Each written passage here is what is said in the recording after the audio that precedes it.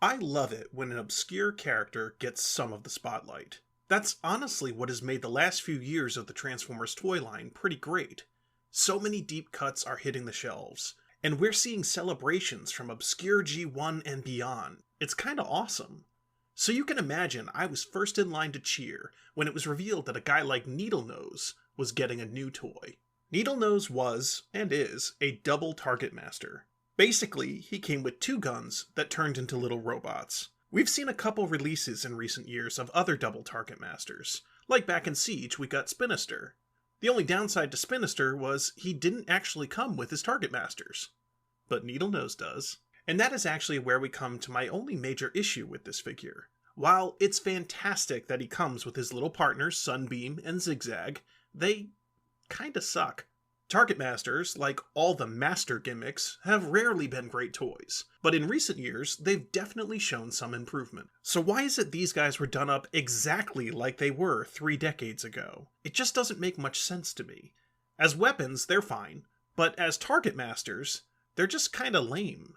The barrels fold, and that's kinda it. They basically look like two children duct taped to some lead pipes. But do these pint-sized pistol pals ruin Needlenose? Well, let's take a look. I look at Needlenose and immediately think, this guy is definitely from the latter end of G1. His color scheme just screams, well, what combos are left? But it works really well. From the light purple, the dark blue, the splashes of metallic teal, and the different shades of gray, then it all caps off with a shock of yellow on the faceplate. Needlenose is a rodeo clown that slapped on a knight's helmet and decided to go on a killing spree with 2 person pistols. But that's kind of the charm of Needlenose. His quirks elevate him past his genericness. He's got a look about him that I can only describe as unforgettably forgettable. Nothing about him really sticks out and grabs your attention, but when you really start to mess around with him, you realize, this is a damn good figure.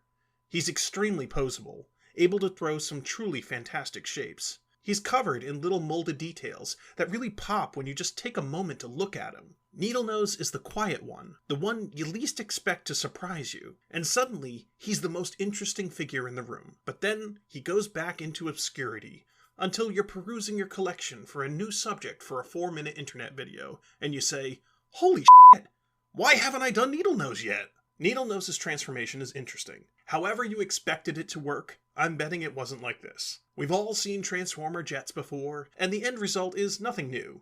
Jet on top of a massive block of robot undercarriage. The journey getting there is simple, but it's different enough that I found it enjoyable. In this mode, you finally understand the point of his name, and you get to see more of those subtle yet fun details that make this a great figure to look at up close. Lots of panel lines and more of that gorgeous metallic teal paint, along with some silver to complement it further. It's a nice jet mode, and offers some interactivity with his target masters, where they can combine to form, okay, apparently that's supposed to be a thruster or some sort. The neatest thing about this figure, besides its very existence, is its potential. Needlenose has some subtle interactivity with other toys, like the Legacy Skyquake mold.